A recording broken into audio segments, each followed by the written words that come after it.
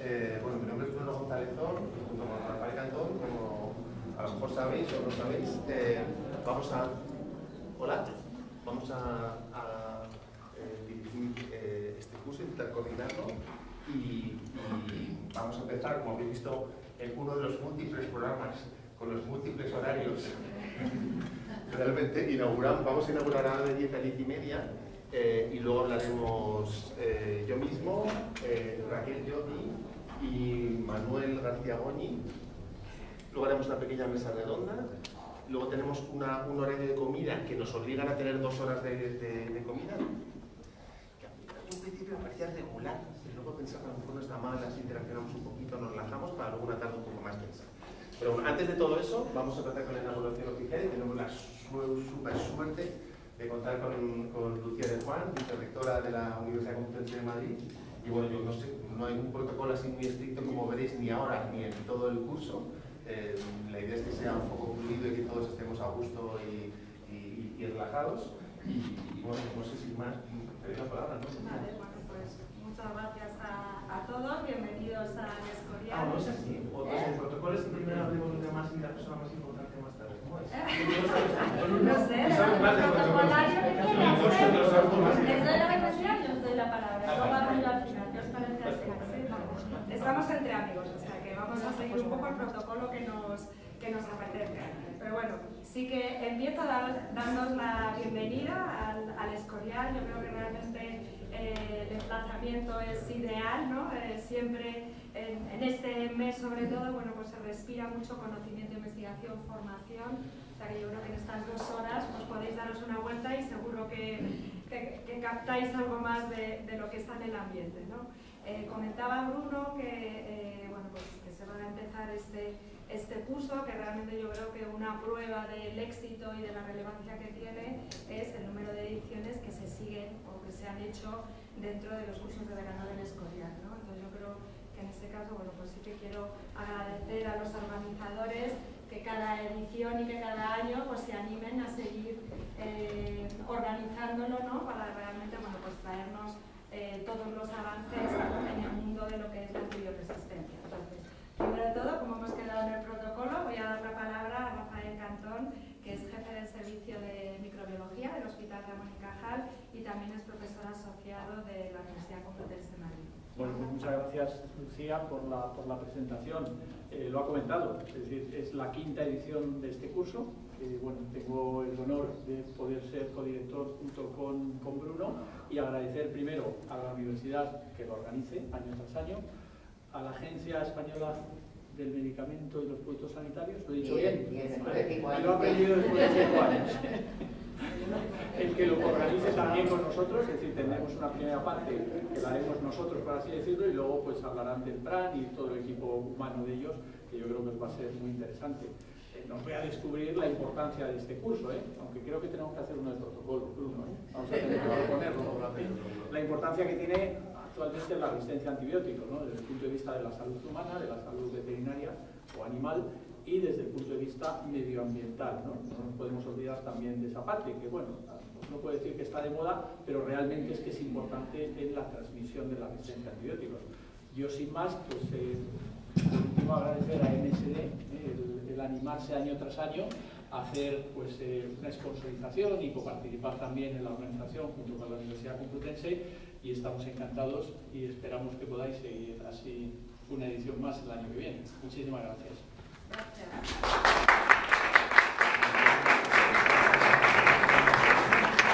A continuación paso la palabra a Bruno González Zón. La verdad que es un orgullo poder presentar su curso porque somos compañeros, amigos del Departamento de Sanidad Animal de la Facultad Veterinaria de la Universidad Complutense de Madrid. También es investigador del Centro de Vigilancia Sanitaria Veterinaria Visaver y es asesor de la Organización Mundial de la Salud y seguro que muchos más que no me sé y seguro que os lo comenta él ahora. Bruno, por favor. Muy bien, pues nada, muchísimas gracias a todos por venir, por apuntarnos y por el interés en este que es el mayor problema sanitario al que nos enfrentamos, que es la resistencia a los antibióticos, como todos sabéis y como vamos a aprender a lo largo de estos días. Ya sabéis que es un curso multidisciplinar, transdisciplinar, transedad, y trans todo. Así que todos estáis invitados y como intento transmitiros desde el minuto cero, la idea es que sea un curso donde también interaccionáis entre vosotros y tenemos desde alumnos de carrera hasta consejeros de sanidad, tenemos todo un espectro amplísimo de profesionales, de gente que a lo mejor le gusta, le gustaría, le interesa este área tan importante que casi se ha fusionado dos áreas, que es el primero, el de antimicrobial resistance, resistencia a los antibióticos, y luego este concepto de One Health, donde la resistencia a los antibióticos ha sido un poquito el flagship, el barco insignia del concepto de One Health en el mundo, y eso vamos a hablar. Pero antes de eso, voy a tener dentro de un ratito hablando un buen rato, quería agradecer sobre todo la confianza que tiene la Agencia de Medicamentos y Productos Sanitarios en nosotros y también MSD. O sea, que realmente tenemos un plan nacional de lucha contra la resistencia a los antibióticos desde la perspectiva de One Health, uno de los mejores del mundo y uno de los más One Health del mundo realmente, y con el que hay que sacar pecho, realmente es así.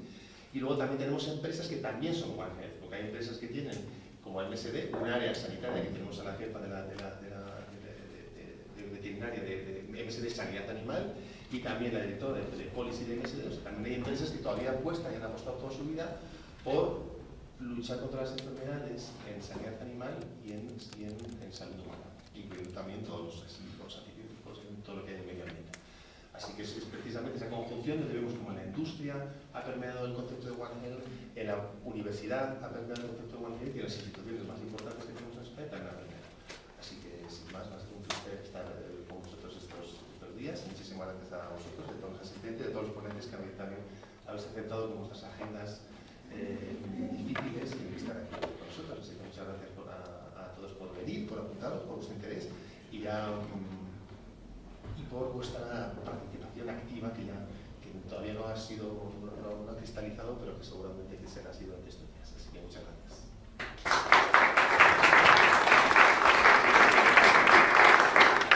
Muchas gracias, Bruno, y paso la palabra a Cristina Nadal, directora ejecutiva de Policy de MSD. Gracias. Bueno, buenos días a todos. Para mí es un placer estar aquí hoy en representación de la empresa MSD, dando soporte a este curso un año más. Es el tópico que vamos a trabajar hoy y que vamos a trabajar en este curso, que es resistencias antimicrobianas desde una perspectiva One Health, es un tópico muy importante. La Organización Mundial de la Salud ha definido varios desafíos para la salud humana para los próximos años, entre ellos el cambio climático y el efecto que esto tiene en la generación de nuevas enfermedades y nuevas situaciones en salud humana.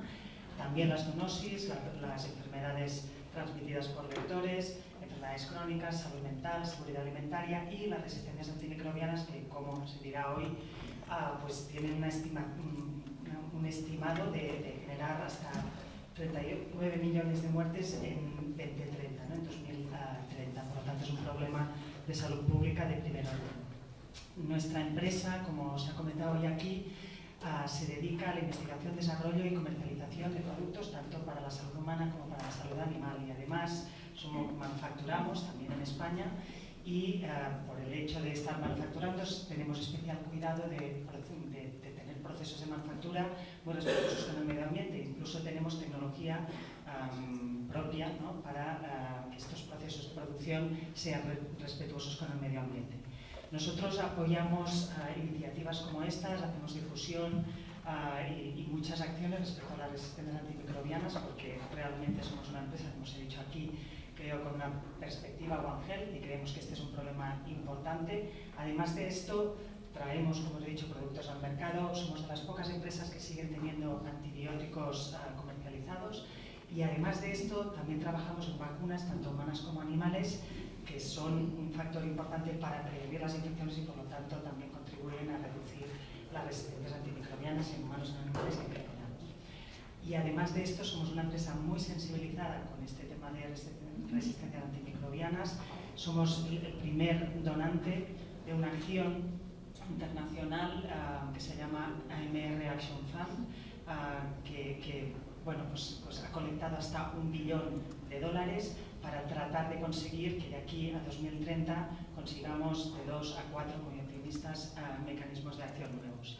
Así que bueno, lo dejo aquí esperando que disfrutéis, aprendáis y que tengamos este curso muchos años más. Muchas gracias. Muchas gracias, Cristina. Y bueno, yo no quiero quitar mucho tiempo porque lo importante son las charlas.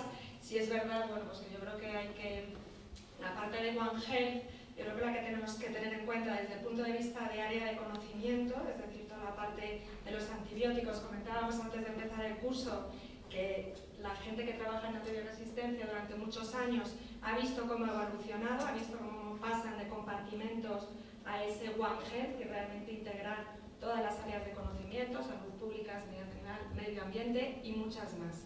Pero creo que el One Health, o ese concepto de integrar todo, creo que también es muy importante que lo veamos desde el punto de vista de instituciones participantes en este curso, que realmente es un reflejo del día a día para poder desarrollar pues, el plan, por ejemplo, que tenemos de lucha de antibioresistencia, ¿no? En este caso pues, tenemos ministerio implicado, tenemos universidad, tenemos la parte sanitaria, tenemos la empresa, y yo creo que eso realmente es un reflejo de la realidad, y que realmente tenemos que luchar, es una cosa que afecta a todos, y tenemos que luchar unidos, ¿no? Seguro que os comentarán a lo largo de estos días pues cómo es un poco el histórico, cómo hemos llegado a donde estamos, y realmente pues trabajando todos unidos pues se está avanzando de una manera mucho más rápida. Por lo tanto, ese abordaje One Health quiero que lo cojáis desde el sentido más amplio posible, porque antibioresistencia realmente es un concepto en el que se puede aplicar así, ¿no? Os comentarán durante estos 2 días, bueno, pues toda la relevancia que tiene. La verdad que es un programa que es muy completo. Yo apoyo lo que comentaba Bruno, a que participéis activamente. O sea, estos cursos, yo creo que el empiece que te decíamos, pues que estamos entre colegas, estamos entre amigos, que no nos dé vergüenza preguntar, aunque creamos que sean cosas básicas, porque esto es una de las riquezas que tienen los cursos de verano del Escorial, que la audiencia pues es muy variada, ¿no? Desde expertos, ¿no?, hasta estudiantes que quieren aprender más, y este es el sitio, ¿no?, para aprender más. Entonces, bueno, yo como vicerrectora de Investigación y Transferencia creo que estos cursos son ideales para que también nos planteemos los retos y cómo puede la investigación participar en el desarrollo de esos retos. Y luego, como dice mi vicerrectorado y transferencia, creo que en la universidad pues tenemos que generar ese conocimiento, y es nuestro objetivo también, nuestro compromiso, transferirlo a distintos niveles, incluyendo la sociedad, los científicos, ¿no? Por lo tanto, como veis en este curso, pues vamos a cumplir muchos de los objetivos. Por lo tanto, espero que tengáis una jornada pues muy productiva, que tengáis debates que puedan continuar pues en coffee breaks o en comidas, o si os quedáis aquí pues por la tarde a disfrutar del Escorial, porque socialmente yo creo que todos los que estamos aquí sentados y también la audiencia, pues muchos proyectos, muchas semillas de proyectos nacen en estas reuniones informales en las que, bueno, parece una locura, pero ¿y sí? Y luego, al cabo de unos años, dices, ¿te acuerdas cuando hablábamos de eso y ahora lo estamos haciendo? Entonces, es un foro perfecto. Por lo tanto, este caldo de cultivo, viene muy bien esa palabra también, aprovecharlo al máximo. Muchas gracias a todos.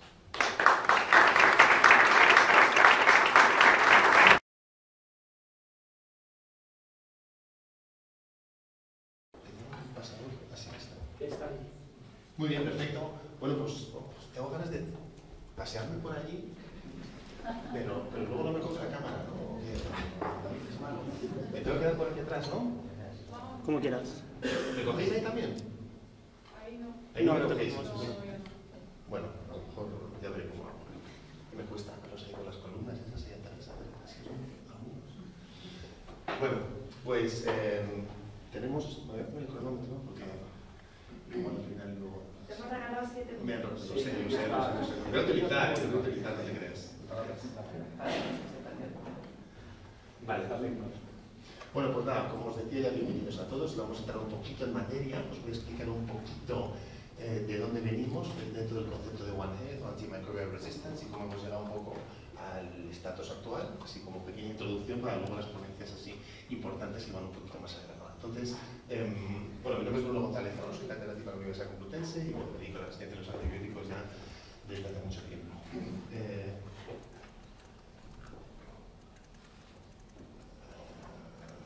Suele ser bastante intuitivo esto, pero no... Mira, flecha por arriba ni la flecha por abajo. ¿Me ayuda? ¿Sí? ¿Me ayuda alguien? Hola. Está encendido.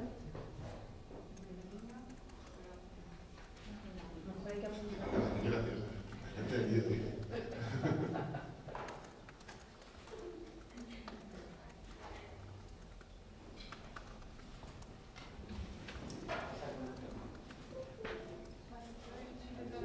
¿No? ¿Qué pasa? Ahí. Muy bien. Bueno, le cuesta. Vamos a arrancar todos los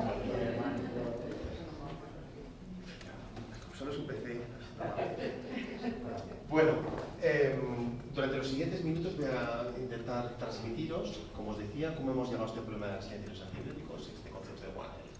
Entonces, bueno, este es el mundo donde todos vivimos, estamos muy contentos con nuestros océanos, con nuestro planeta, qué bonito es. La realidad, la realidad es que en este, no sé si, la realidad es que en este planeta no estamos solos, este planeta está lleno de seres humanos, de un montón de seres humanos que están que están modificando completamente el ecosistema en el que estamos viviendo.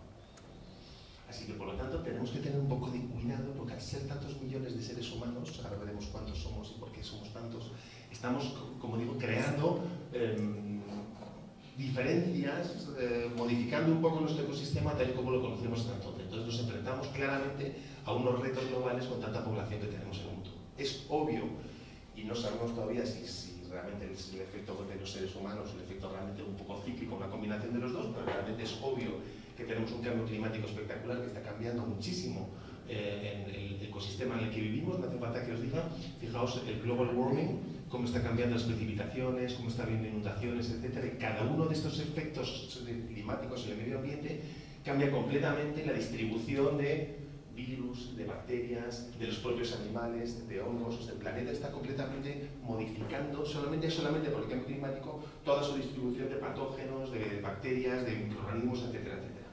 Cuando hablamos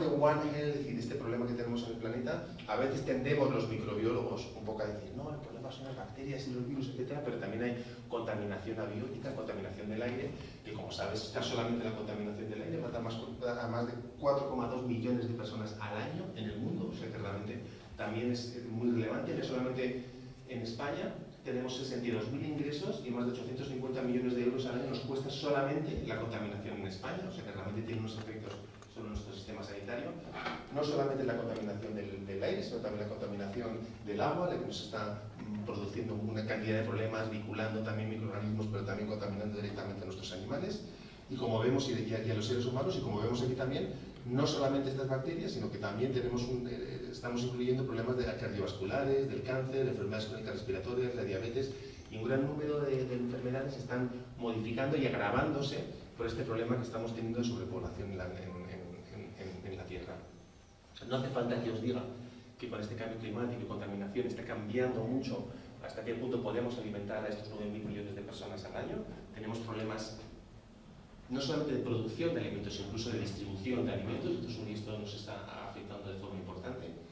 Y cuando tenemos efectos locales, es verdad que parece que tenemos un efecto local, pero esto es la cantidad de aviones que viajan todos los días por el mundo, y como veis, en cuanto un mínimo patógeno puede surgir en cualquier momento, igual que yo creo que os acostumbrasteis ya con COVID, como realmente cualquier tipo de patógeno que surge en cualquier sitio del mundo realmente vuelve a aparecer y reaparece, no solamente por el transporte, por cómo viajamos los seres humanos, sino también esto, que se parece al mapa anterior, pero esto son las migraciones de aves entre África y Europa. Y todas esas aves van también cargadas con microorganismos, con bacterias, con virus que van distribuyendo todos esos organismos. No hace falta que hablemos de gripe aviar, pero realmente esto también es un transporte de hongos y de patógenos que tenemos en este mundo súper globalizado. Tenemos con esta globalización mundial también vienen otros problemas incluidos, tenemos unas corrientes sociales, y cuando hablábamos del concepto de One Health, lo vamos a ver a partir de ahora mucho, y voy a insistir mucho en ello. Cuando hablamos del concepto de One Health, antes decíamos, no, vamos a colaborar médicos y veterinarios juntos para luchar contra la zoonosis y la resistencia de los antibióticos. Hoy día, el concepto de One Health, y lo voy a repetir varias veces, el 60% Cada año se generan 5 enfermedades nuevas. De esas 5 enfermedades nuevas, 3 de ellas son de origen animal. En el mundo, al menos un 75% de los agentes patógenos de enfermedades emergentes del ser humano vienen de los animales. Ébola viene de los animales, VIH viene de los animales, como sabéis es el virus de la inmunodeficiencia humana, pero que viene el virus de la inmunodeficiencia del simio.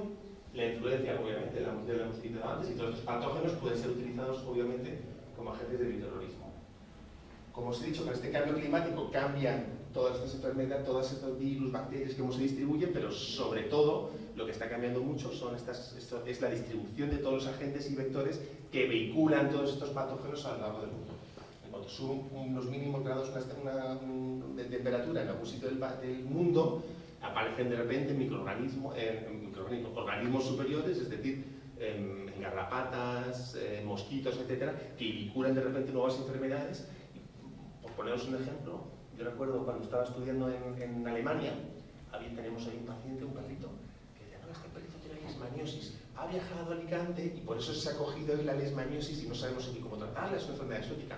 Hoy día la leishmaniosis es endémica en el sur de Alemania, o sea, a pesar de mi juventud. Esto ya ocurre. Entonces el mosquito del flebotomo, que antes solamente estaba en la cordillera en Levante, resulta que ya en el Bodensee, en la Constanza, en el sur de Alemania, ya es endémico y ya todo el mundo sabe que la leishmania es endémica. No solamente en los animales, sino también tienen casos ya de leishmania visceral en los hospitales, cuando antes era algo súper exótico. Entonces esto ocurre y está ocurriendo cada vez más. De hecho, hace no mucho se ha publicado un pequeño estudio sobre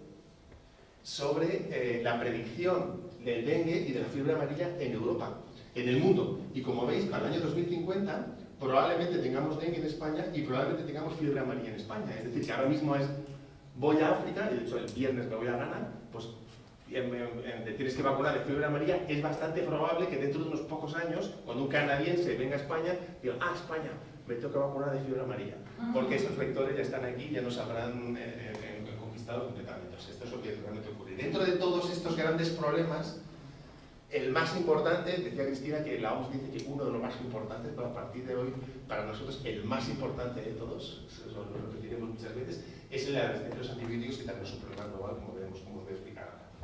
Entonces, cuando hablamos de todos estos problemas, ¿qué tienen en común este problema de antimicrobial resistance, no sé cuántos? ¿Qué tienen en común? Algo tienen en común todos estos problemas.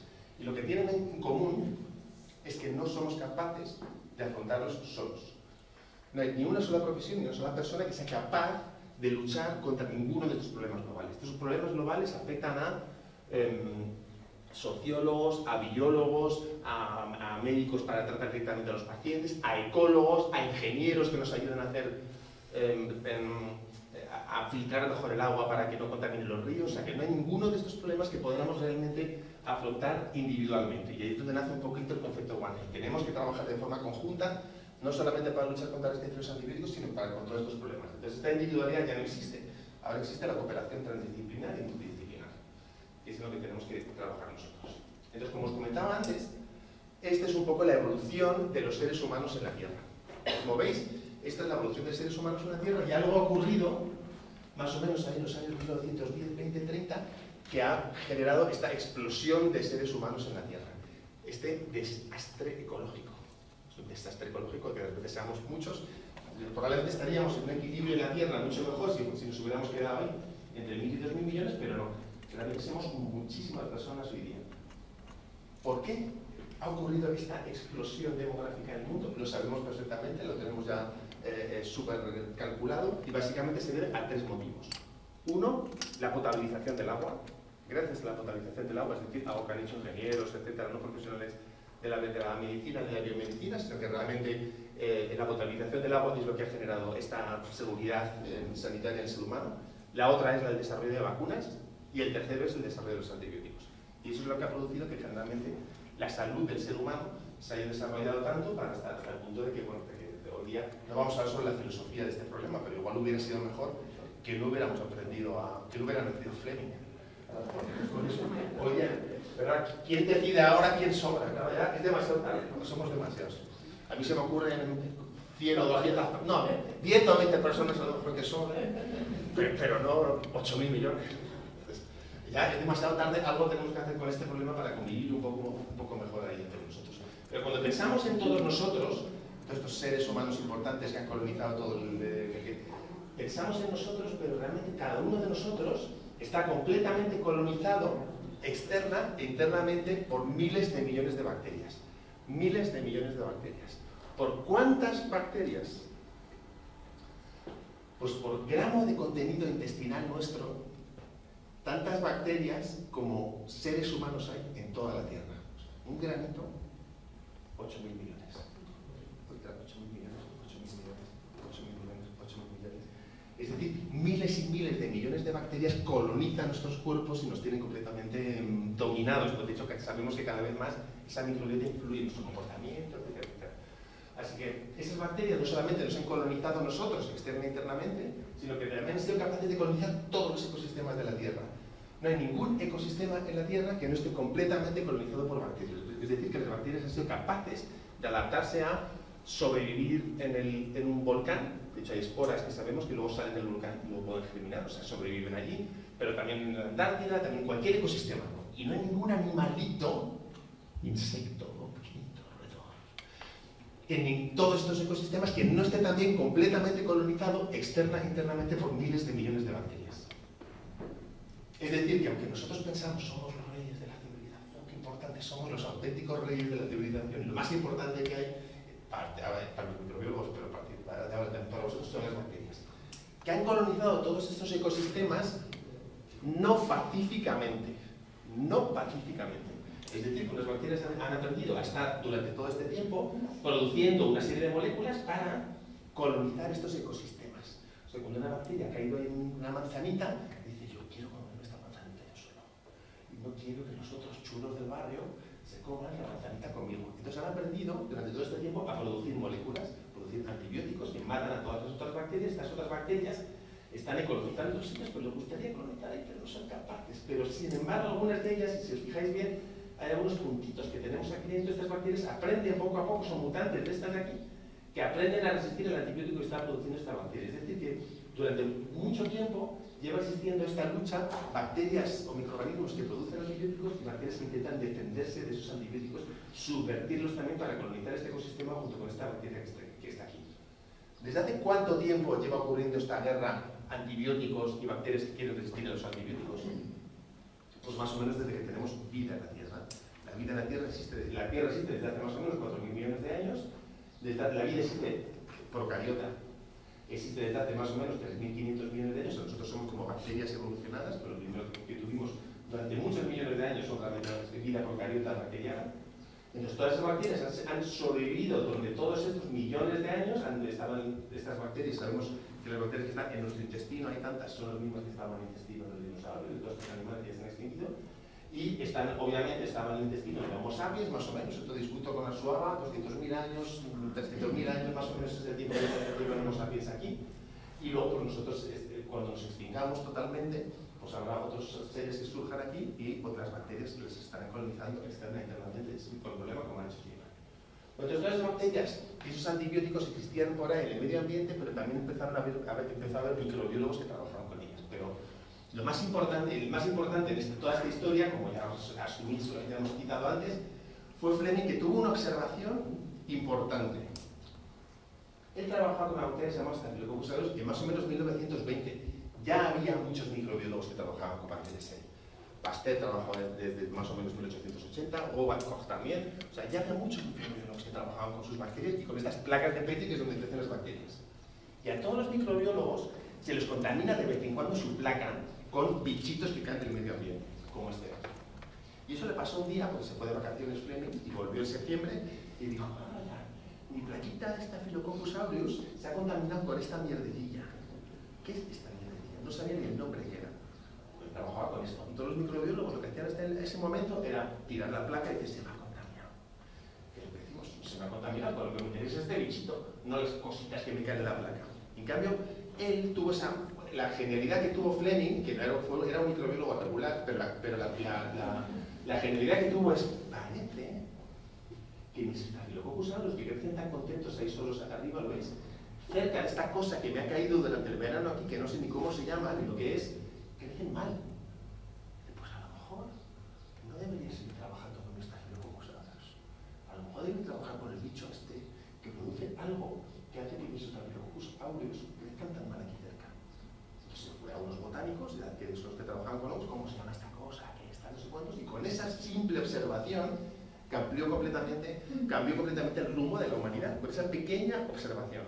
Entonces, como mensaje para el resto de vuestra vida, os voy a decir que durante nuestras vidas estamos muchas veces obsesionados con seguir una línea, porque nos lo ha dicho nuestro jefe, o con lo que nos dice en el ministerio, o con lo que nos dice nuestro director, alguien, o nuestra pareja. Esta pareja mola, y sin embargo, colateralmente aparecen cosas que probablemente en vuestra vida puedan ser, o para la humanidad, o para vuestra propia vida, mucho más importantes. Entonces es muy importante que en la vida no nos obsesionemos con la línea y lo que estamos marcados, sino que estemos abiertos a lo que va ocurriendo a nuestro alrededor, como este curso, por ejemplo, que puede cambiar vuestra vida. Yo trabajaba con esto, pero voy a trabajar en resistente antibiótico, por poner un ejemplo. Pero puede ser cualquier otro ejemplo, ¿no? O sea que realmente en la vida es importante mantener los ojos abiertos para poder serpentear y a lo mejor en descubrir panoramas mucho más enriquecedores para vuestras vidas que es solamente el Staphylococcus aureus. Ahí lo dejo. Cada una que reflexione sobre su vida, como quiera. Entonces, la realidad es que con esta pequeña observación y descubrimiento de los antibióticos, Fleming modificó completamente la historia de la humanidad. Todo lo que hacemos en los hospitales, tenemos la mejor organización nacional de trasplantes del mundo, no hace falta que lo diga yo, los datos lo demuestran. Todos los trasplantes que hacemos, todas las cirugías que hacemos en los hospitales, todo lo que hacemos en la toda medicina moderna realmente se basa en que los antibióticos funcionan. Entonces, ¿qué ocurrió después de Fleming? Pues que todo el mundo empezó a hacer lo mismo que Fleming, pero un poco más ordenadito. La gente se iba a ir fuera, a los charcos y al medio ambiente, allí ese arbolito, a cualquier sitio por aquí fuera, se iba trayendo los microorganismos de ahí, a veces bacterias, a veces hongos, lo que fuera, y lo iba enfrentando frente a sus bichitos favoritos. Por ejemplo, Waxman, que trabajaba con tuberculosis, la penicilina no afectaba la tuberculosis, pero la tuberculosis sigue siendo una pandemia importante, sigue siendo una pandemia muy importante. De hecho, Lucía trabaja con tuberculosis y lo sabe, tenemos bacterias extremadamente resistentes a tuberculosis en el mundo. Y entonces, él enfrentó muchos bichitos de ahí fuera a su tuberculosis y descubrió la estreptomicina, el primer antibiótico activo contra la tuberculosis, por eso le dieron un premio Nobel. Y hay gente también que cuestiona y dice, tampoco hizo más otro mundo. O sea, hizo lo que todo el mundo de coger bichitos de ahí fuera y enfrentarlos al suyo y tuvo la suerte de encontrar la estreptomicina. Hay gente que dice que no debieron darle el premio Nobel. Pero creó el primer antibiótico contra la tuberculosis y no está nada mal, o sea, que le dio un brazo. Entonces, después de eso todo el mundo empezó a hacer lo mismo y como os digo, llegamos a lo que denominamos el periodo dorado del descubrimiento de los antibióticos. Casi todos los antibióticos que conocemos actualmente se descubrieron en estos años 50, 60, 70, 80, 90, hasta que más o menos en el año 70-80 teníamos un superávit de antibióticos. Algo increíble. Un superávit. Para cada infección bacteriana, el prescriptor podía prescribir 3, 4 o 5 antibióticos distintos y todo funcionaba perfectamente. Realmente, es verdad, no nos hacían falta más antibióticos. Entonces la industria se centró en otro tipo de moléculas. ¿En qué moléculas? ¿Quién sabe qué pandemia está? Yo no había nacido, pero ¿quién sabe qué pandemia estábamos viviendo en los años 70, 80? SIDA. El SIDA, que ha matado a más de 60 millones de personas, tenemos una superpandemia, ¿eh? Entonces, menos mal que la industria dejó los antibióticos, para que a veces la gente le señala, ¿por qué te ha dejado el desarrollo de los antibióticos? Sí, pero se centró en otras cosas. Por ejemplo, en luchar contra el HIV, y aunque no desarrolló una vacuna, hoy día la esperanza de vida de un paciente HIV positiva es la misma que la de un paciente HIV negativo. Y eso en los años 70-80 era inimaginable. Era diagnóstico o muerte al año. O sea, realmente algo muy grave. Y hoy día damos por supuesto que puedes tener HIV y la esperanza de vida es la misma. O sea, que menos mal que la industria se centró en moléculas y en enfermedades importantes. Pero la realidad es que abandonó el desarrollo de los antibióticos. Y hoy tenemos, como las bacterias, ya hemos aprendido, se adaptan tan bien a cualquier ecosistema, se han adaptado a la presencia de todos estos antibióticos perfectamente. Y hoy día tenemos muy pocos antibióticos nuevos en el mercado, pero muchísimas bacterias resistentes, porque están acostumbrados a la presencia de todos estos antibióticos. Y llevamos 30 años sin descubrir una sola molécula nueva de antibióticos. Puntualizo. Una sola molécula de antibióticos con un mecanismo nuevo de acción. ¿Vale? Derivados hay un montón. De hecho, casi todos los antibióticos que han salido en estos últimos 10 años, 10-20 años, son derivados de la penicilina.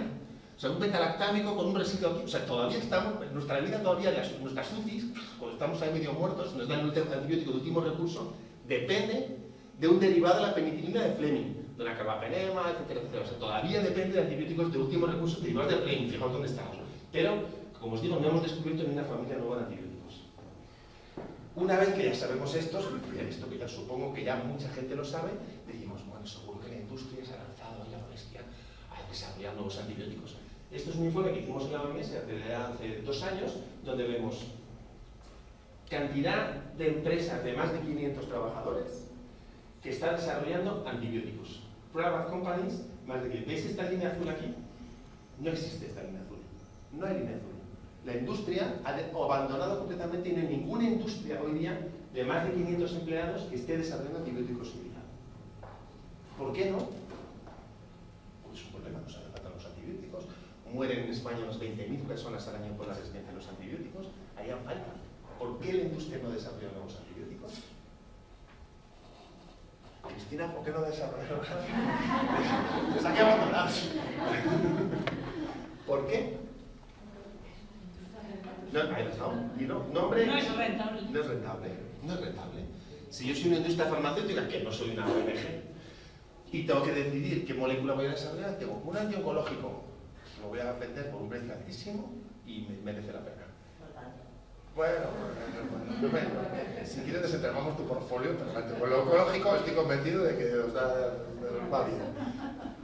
En cambio, un antibiótico, dices, pues quedan 12 años, las bacterias se van a acostumbrar enseguida a ellos, es difícil el control de su uso en general en el mundo y el precio del mercado es muy bajo, no me merece la pena, entonces nadie lo hace. Entonces, para eso tenemos luego la charla de Manuel, porque para eso hemos echado la mano para solucionar un problema de salud de economistas. Entonces hemos desarrollado, estamos justo ahora en la Unión Europea discutiendo cómo podemos atraer a la industria al desarrollo de antibióticos. Entonces lo que necesitamos hacer es hacer acuerdos público-privados. O sea, realmente tenemos nosotros como ciudadanos que estimular que la industria desarrolle nuevos antibióticos. Y para eso hay muchos modelos económicos, justo por eso nos va a explicar Manuel luego, entonces no nos lo voy a explicar. Yo me lo sé un poquito, pero no tan bien, que son modelos donde puedes decirle a la industria, si sacas un antibiótico nuevo al mercado, te voy a prolongar una patente de cualquiera de las moléculas que tengas en tu portfolio durante 1 año. Entonces la industria dice, si la molécula es Ozempic, pues 1 año de patente de prórroga son muchos millones de euros. A lo mejor me merece la pena desarrollar un antibiótico nuevo. Entonces hay muchas fórmulas, pues, etcétera, que nos lo explica luego Manuel, que estamos desarrollando para estimular a la industria a desarrollar nuevos antibióticos. Y hay negociaciones con ellos, a ver qué les interesa, qué nos interesa y cómo homogeneizarlo. No es fácil, pero es una de las partes más importantes a las que nos ha costado llegar. Nos ha costado como 10 años intentar convencer a las instituciones públicas de que realmente necesitamos su ayuda para que exista este nuevo desarrollo de antibióticos. Para eso Manuel luego nos va a hablar exactamente de esto. Y como veis, dentro de este concepto de One Health, para solucionar un problema sanitario no estamos hablando con médicos veterinarios y luego tenemos que hablar con economistas que nos hablen de modelos económicos para desarrollar nuevos antibióticos. Por cierto, me podéis interrumpir cuando queráis. Si seguís una pregunta o algo aquí atrás. ¿Estáis bien? Manuel, estás bien. Entonces, cualquier persona que tenga una duda o lo que sea, me interrumpís cuando queráis. Bueno, la realidad es que empezamos a utilizar antibióticos en humanos, animales y en medio ambiente. Y aquí 2 mini puntualizaciones. A veces leéis, cuando se dan antibióticos a los animalitos, se utilizan para que los animales engorden. Es cierto, una baja dosis de antibiótico hace que los animales, y el ser humano por cierto, se han hecho también experimentos, engorden más y mejor. Y por lo tanto se han utilizado como promotores del crecimiento. De hecho, después de la Segunda Guerra Mundial, se pensaba que no había mercado para la penicilina más de la Segunda Guerra Mundial. Entonces empezaron a utilizar, antes que en clínica, como promotores de crecimiento en los animalitos. Y crecía un 20 un 30% más, y era súper rentable darles antibióticos como promotores de crecimiento. O sea que es cierto que los animales engordan más dándoles una dosis subinhibitoria de antibiótico. ¿Me seguís? Vale, es cierto. Y esa práctica está completamente prohibida y perseguida en la Unión Europea desde enero de 2006. ¿Vale? Pero es cierto que todavía hay algunos países en el mundo donde se hace. ¿Vale? Pero cuando leéis en el periódico, esto se utiliza para los animales y engorden, todavía hay gente de la sociedad que piensa que todavía se dan sacos de antibióticos a los animales para que engorden. Está muy perseguido y no se hace en ningún país de la Unión Europea. Desde el 2006, o sea, llevamos todavía ya casi 20 años diciendo y todavía hay gente que piensa eso. Pero eso no es lo peor. Lo peor es que todavía hay gente que piensa, ha dicho un amigo mío pediatra hace no mucho tiempo, me lo dijo, bueno, si tienes unas anginas, te tomas un filete de pollo y pues tienes suficiente antibiótico como para curarte las anginas. O sea, Pero hay gente que piensa que los alimentos, y como se usan antibióticos en animalitos, los alimentos en el supermercado están llenos de antibióticos. Entonces, eso no es así en España, no es así en Europa, donde vivimos, y lo vamos a ver luego, en una burbujita realmente sanitaria y de seguridad espectacular respecto a lo que es el mundo. Yo creo que eso también es importante que nos demos un poco cuenta. Entonces, cada vez que se da un antibiótico a un animalito, hay que esperar a que ese antibiótico o esa medicina, de igual que medicinal, se metabolice en el animalito para que luego ni sus huevos ni su carne y tal tenga antibiótico y luego salga al mercado. O sea que realmente eso está muy seguro. Y también hay una cosa que se llama una cláusula espejo, que es que todo el mundo que importa alimentos a Europa también tiene que seguir esa reglamentación. O sea, se miden las cantidades de antibiótico que hay ahí, y eso está bastante controlado. Pero fuera de Europa es una práctica súper habitual. Súper habitual. Se pasa a la India y según va el animalito ahí al matadero, le ponen un chute de tetraciclina para que no se ponga malo ahí en el camino, y los alimentos tienen una carga brutal de antibióticos. Y eso, o sea que es cierto que en Europa no, eso, estamos muy protegidos de eso, pero la carga, y hemos hecho un montón de ensayos, tanto en miel como en alimentos como tal, y en muchos países del mundo, en África, esto no se cumple y los alimentos tienen una gran carga. Es decir, que probablemente generen presión selectiva en nuestros intestinos con esos millones de bacterias, y probablemente sea uno de los orígenes de la resistencia a los antibióticos más importantes. Entonces, como veis, usamos antibióticos en humanos, animales, incluso en el medio ambiente, y al final esas bacterias y esos antibióticos pasan al medio ambiente y contaminan el medio ambiente. Y es verdad, esos antibióticos pasan activamente al medio ambiente. El primer paciente que se trató con penicilina en la historia, con ese hongo de Fleming, ¿os acordáis que había contaminado? Se cogía la orina de ese paciente, no se puede hacer este gesto.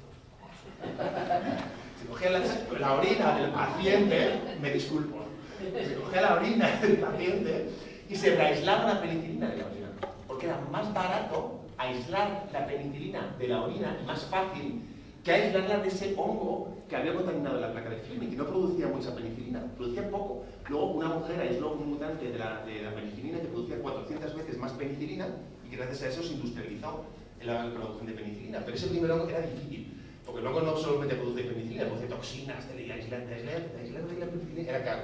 Era mucho más barato aislarla del paciente.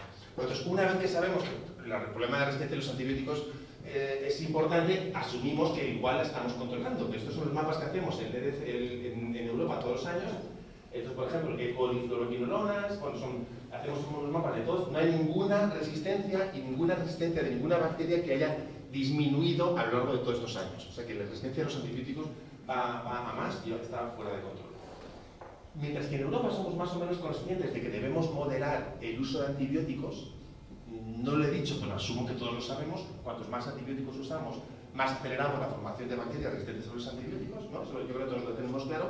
En Europa somos conscientes de ello y por eso más o menos controlamos el uso de antibióticos en seres humanos, e incluso en algunos programas de lucha contra la resistencia a los antibióticos súper exitosos como el español. Somos capaces de reducir el uso de antibióticos en España, gracias a Antonio, en seres humanos un 16% y en animales un 69%. Entonces, eso lo conseguimos, pero la realidad es que en Europa cada vez estamos usando, en el mundo cada vez estamos usando más antibióticos. Estamos construyendo hospitales en Asia, estamos construyendo hospitales en África, todos los hospitales con esas cirugías, todos los hospitales con esos usos de antibióticos de último recurso, y cada vez estamos usando más antibióticos en el mundo. Y como ya os he dicho antes, en cuanto emerge o aparece una bacteria resistente a los antibióticos en el mundo, eficientemente resistente a los antibióticos, pues se disemina fácilmente por el mundo sin problema. Estoy hablando todo el rato de bacterias y resistencia a los antibióticos porque hemos quedado en la OMS que vamos a hablar siempre así, pero no nos a nivel de comunicación, pero no estamos hablando solamente de antibióticos y bacterias. Hablamos obviamente de microorganismos y resistencia a quimioterápicos, a antimicrobianos. Es así como deberíamos hablar oficialmente, porque hablamos de virus y resistencia a antivirales y hablamos de hongos y resistencias antifúngicos también, ¿vale? Pero a nivel de comunicación decir antimicrobianos, antifúngicos es demasiado lío. Por eso decimos antibióticos y bacterias, pero realmente nos referimos también a antifúngicos y hongos. Porque hay hongos, de hecho en el 2023 hemos incluido en los hongos importantes que en resistencia a los antibióticos, Cryptococcus aspergillus, Candida, que ya los conocéis, que se tratan con antifúngicos y estos hongos, igual que hacen las bacterias, también se hacen resistentes a los hongos, etc. Tenemos pocos datos. Si alguien, como Fleming, como está siguiendo una línea y de repente ve que los hongos existen, es un área súper interesante. tenemos un montón de cultivos negativos, tenemos un montón de formas en las que no tenemos infección bacteriana y vírica y al final el paciente acaba muriendo y después decimos, mira, parece que había algo aquí, pero que ha tardado en crecer, que ocurre mucho. Entonces, los antifúngicos, ¿cómo medir la resistencia de los antifúngicos? ¿Cómo cultivar los hongos? O sea, realmente es todo un área importantísimo. Todos esos mapas de bacterias no tenemos de hongos. Pensamos que hay 4 millones de muertes al año en la Unión Europea, no lo sabemos muy bien si son 4 millones de muertes o 5 o 2. O sea que realmente es un área muy importante, pero sabemos que los hongos están ahí, pero que no sabemos muy bien cultivar, no los conocemos muy bien. Las bacterias sí, y por eso justo ahora, todo esto os lo podéis bajar. En el 2024 hemos sacado una lista de las bacterias más importantes, en Bacteria Priority Pathogen List. De 2017 hemos hecho una de 2024, no cambia mucho, pero y básicamente de lo que estamos hablando es de enterobacterias, o sea, E. coli, Salmonella, Klebsiella, resistentes a Carbapenemas, y Azopalosporines de tercera generación. Hemos incluido tuberculosis, porque la tuberculosis cada vez es más resistente y no sé por qué antes no la teníamos, porque no es mucho como aparte. Y algunas otras bacterias relativas como Acinetobacter y Pseudomonas, resistentes básicamente a estos beta-lactámicos, a cefalosporinas y a Carbapenemas. Es de lo que estamos hablando, ¿vale? Y como ya se ha dicho antes, no lo hemos dicho este dato. En el mundo mueren actualmente 1,2 millones de personas al año por la resistencia a los antibióticos. No con bacterias resistentes, no asociados, no. Mueren porque tienen una bacteria, se produce una sepsis, damos antibióticos de última generación y el paciente muere. Y en España tenemos, como se decía, más o menos unas 20.000 muertes al año. Y la predicción es que, fijaos, es que las muertes en niños se reduzcan, porque estamos vacunando cada vez mejor en África y en el sudeste asiático y en Sudamérica, pero la predicción es que la resistencia a los antibióticos aumente. Y uno de los países donde más va a aumentar es en España. Y el motivo es que... ¡Qué tensión,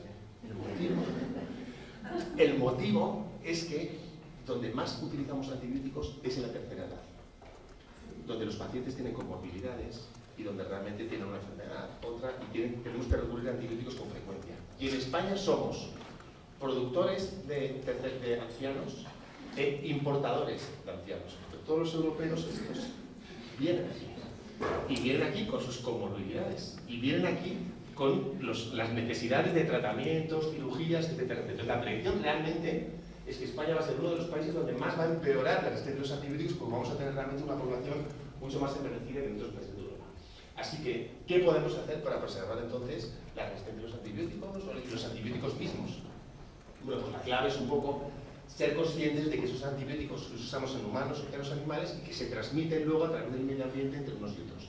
Que tenemos que utilizar antibióticos en los animalitos, o los animalitos enferman de vez en cuando, igual que un ser humano, puede ser con una conjuntivitis purulenta o lo que sea, y necesita tratamiento. Tenemos muchas veces, tenemos a nuestros hijos ahí en unos apartamentos estériles, en un apartamento en Tokio, y aún así enferman. O sea, es imposible tener mamíferos superiores ausentes de enfermedad. Entonces, a veces enferman. Hay que usar antibióticos en animales, pero obviamente lo tenemos que reducir al máximo y es un poco en lo que estamos. Y este concepto, que es muy importante, de los más importantes de hoy, es que ya todas las enfermedades del ser humano, estas bacterianas y víricas, pero también las abióticas, las vamos a enfrentar frente a esta perspectiva de One Health o de una salud. Este concepto de One Health o de una salud significa que la salud del ser humano es interdependiente de la salud de los animales y de la salud del planeta, y que no se puede separar. Y que es absurdo si estamos tratando a nuestros pacientes en nuestros hospitales si fuera el aire está contaminado, si fuera el virus del COVID se muere libremente, etcétera, etcétera. O sea que tenemos que realmente saber enfrentarnos a todas las enfermedades del ser humano desde esta perspectiva, teniendo en cuenta el medio ambiente, los animales y los seres humanos. Y de esto al fin se dio cuenta la OMS y las organizaciones internacionales post-COVID en el 2022. Y firmó lo que todos tenemos que sabernos, el cuadripartito. Y el cuadripartito es el acuerdo por el cual la OMS, la FAO, que es la agricultura, esta es la Organización Mundial de Sanidad Animal, y la United Nations Environmental Program, o sea, el programa de medio ambiente de las Naciones Unidas, han firmado lo que se llama el cuadripartito.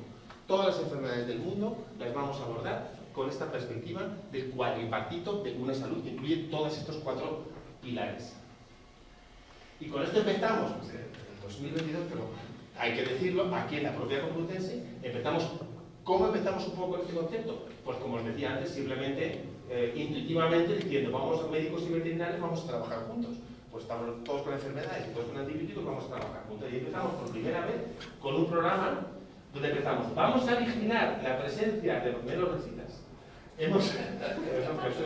Vamos a empezar con la vigilancia de bacterias resistentes a los antibióticos críticos para el ser humano. O sea, vamos a buscar bacterias de nuestras UCIs españolas resistentes a carbapenemas, antibióticos que usamos solamente en nuestros hospitales, pero no los vamos a buscar en los hospitales. Vamos a buscarlas en alimentos, vamos a buscarlas en el medio ambiente y vamos a buscarlas en animalitos. Y este fue el primer programa europeo y el primer programa mundial que empezamos para luchar contra la resistencia de los antibióticos desde la perspectiva de One Health. Y efectivamente, encontramos bacterias resistentes a carbapenemas en animalitos y en el medio ambiente. Parece que salen de las UCIs, y efectivamente salen de las UCIs. Entonces esto fue muy importante hasta el punto de que en el año 2016 las Naciones Unidas ya dijo, vamos a hacer una reunión exclusiva contra la resistencia de los antibióticos. Qué importante es la resistencia de los antibióticos. 2016. Solamente 4 veces en la historia de la humanidad, ¿me seguís todavía, no? ¿Estáis conmigo? Solamente 4 veces en la historia de la humanidad las Naciones Unidas ha hecho una reunión exclusiva para luchar contra el problema de salud. Siempre eran los problemas en los que todos los países se ponen de acuerdo son las armas, la democracia, la paz en el mundo, pero el problema de salud no mucho, solamente 4 veces. SIDA, enfermedades crónicas humanas, ébola y resistencia a los antibióticos en 2016. Entonces dijimos, fenomenal. Menos mal que al fin el mundo entero se da cuenta de que la resistencia a los antibióticos es el problema más importante al que nos enfrentamos. Esta es la historia del hepatito, bueno, esta es la historia de que cómo poco a poco el concepto de One Health ha ido permeando en el mundo. Esta es la reunión del G20. En la primera donde se habló de la resistencia a los antibióticos fue en 2017, donde, como veis, hay que trabajar desde la perspectiva de One Health para luchar contra la resistencia a los antibióticos. De hecho, ahí ya se habló de un programa de colaboración mundial. En el G20 del 2019 ya se empezó a hablar, hay que acelerar los esfuerzos para trabajar desde la perspectiva de One Health. En 2020, en plena pandemia, tenemos una pandemia, hay que prepararse para la lucha contra la resistencia de los antibióticos. Ya en el año 2020 éramos conscientes. En 2021, en el G20, One Health Antimicrobial Resistance. En la última reunión de noviembre, en el G20 en Río, tenemos que luchar contra la resistencia de los antibióticos con el cuadripartito, que ya se ha firmado en 2020, ¿lo ves? Contra la resistencia de los antibióticos. O sea, ya es un concepto que ha permeado en el mundo, no es una filosofía que a lo mejor tenemos que seguir en el futuro. En el mundo ya todos trabajamos bajo esta perspectiva de One Health de la salud. Y de hecho, la legislación en Europa ya es One Health. O sea, ya no es una legislación. Vamos a ver si trabajamos juntos. No. La legislación One Health es, etcétera, etcétera. Y os decía antes que ya en el 2016 hicimos esta reunión de la resistencia de los antibióticos en las Naciones Unidas. Pero es que el último septiembre, en este último septiembre del 2024, tuvimos que repetir la reunión de Naciones Unidas contra la resistencia de los antibióticos. O sea que solamente 8 años más tarde, después de nuestra reunión del 2016, dijimos, tenemos que reunirnos en Nueva York para volver a decirle al mundo, no estamos luchando bien contra la resistencia de los antibióticos. Tenemos que multiplicar nuestros esfuerzos. Por eso mismo somos conscientes de que este curso, hoy más que nunca, es importante. Pues ya era importante hace 5 años, pero es que ahora hemos vuelto a decir solamente 8 años más tarde qué importante es que sigamos luchando contra la resistencia de los antibióticos y que volvamos a luchar contra la resistencia de los antibióticos desde esta perspectiva de One Health. Y por eso los programas de investigación que hemos diseñado ahora, el programa de investigación de la Unión Europea, es One Health, resistencia a los antibióticos. Aquí está Rafa. Y más españoles, María Teresa Coque, Jordi Vila, o sea que realmente los españoles somos buenos en la lucha contra la resistencia de los antibióticos y de microbiología, y hemos diseñado este programa de investigación para el 2032.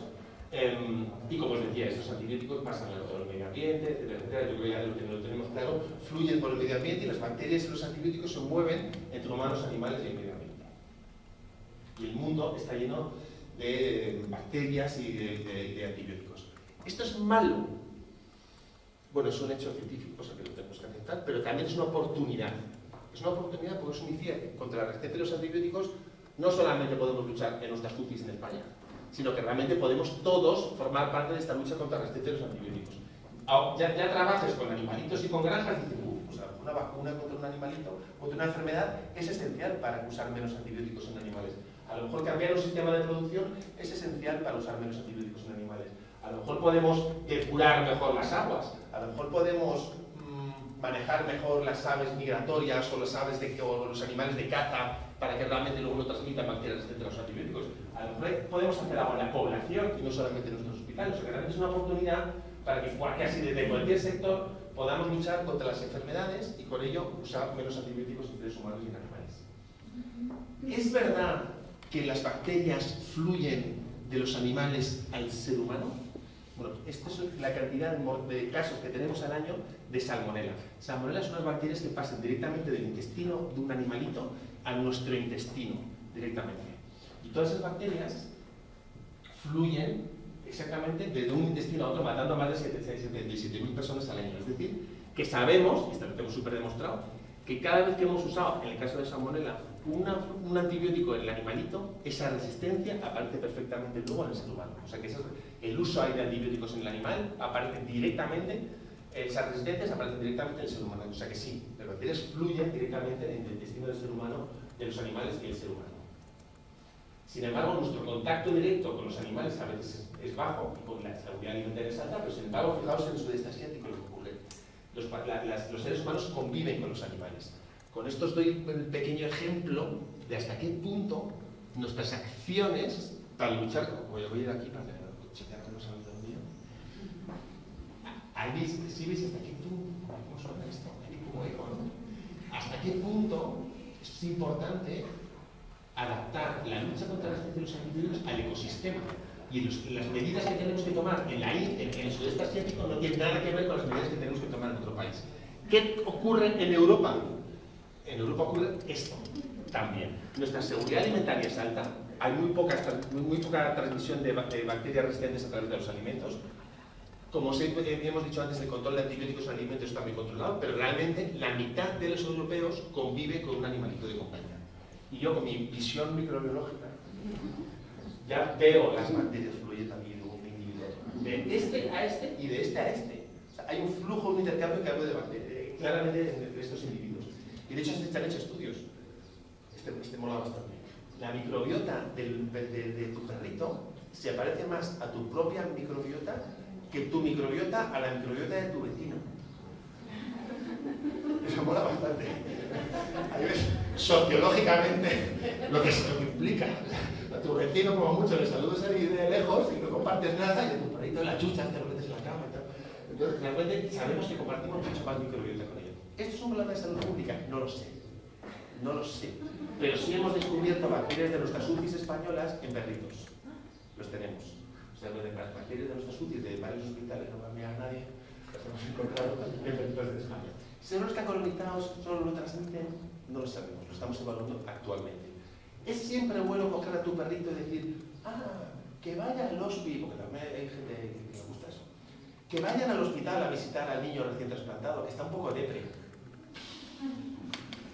Un niño muy inmunodeprimido con un perrito que acaba de salir de un hospital veterinario donde ha recibido cefalosporinas de tercera generación intravenosa durante una semana, la probabilidad de que tenga una bacteria que sea capaz de colonizar niños es alta.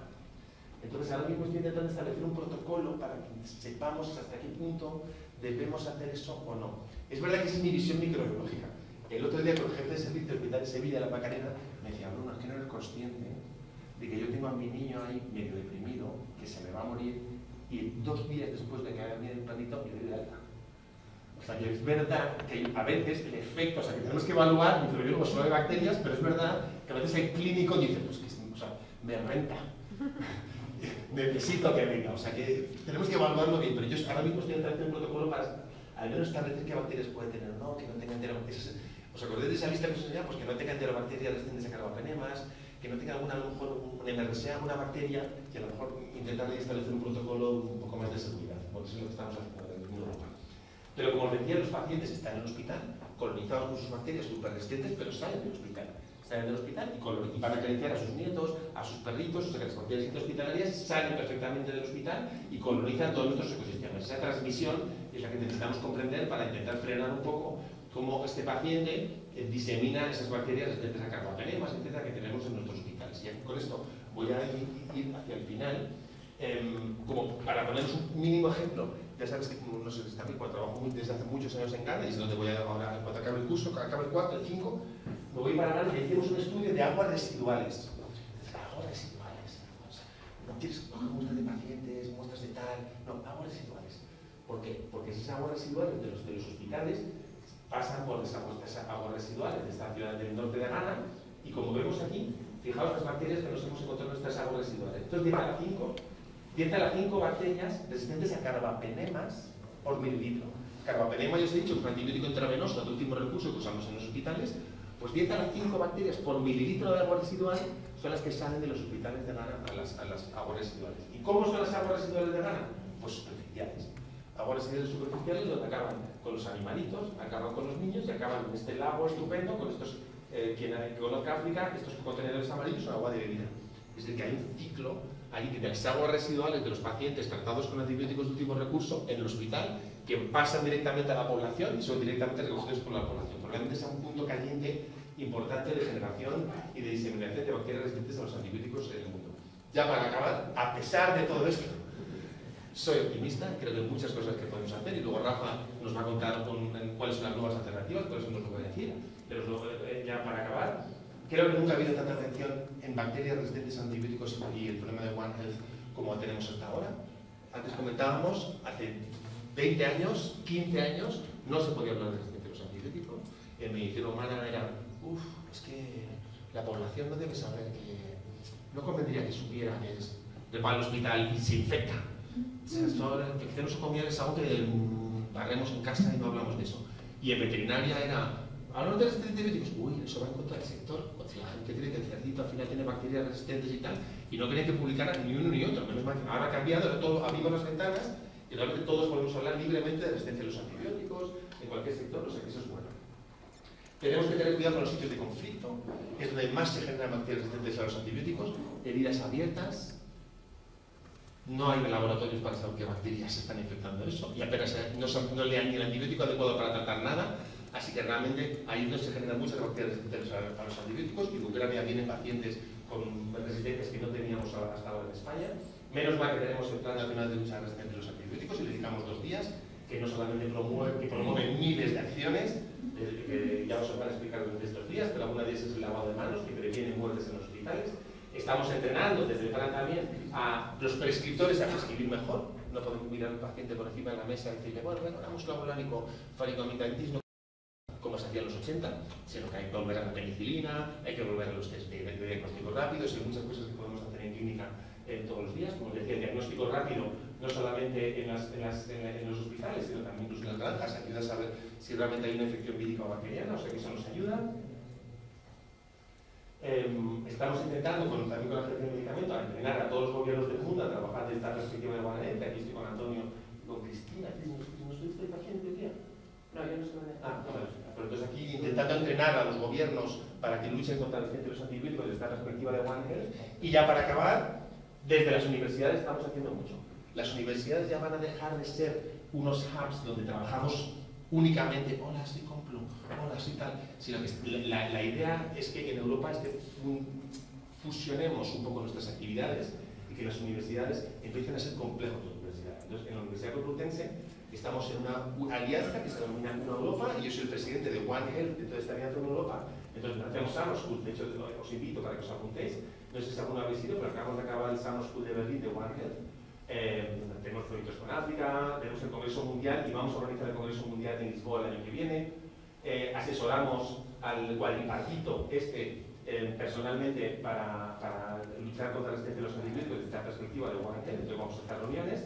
Y estas son las agencias sanitarias europeas.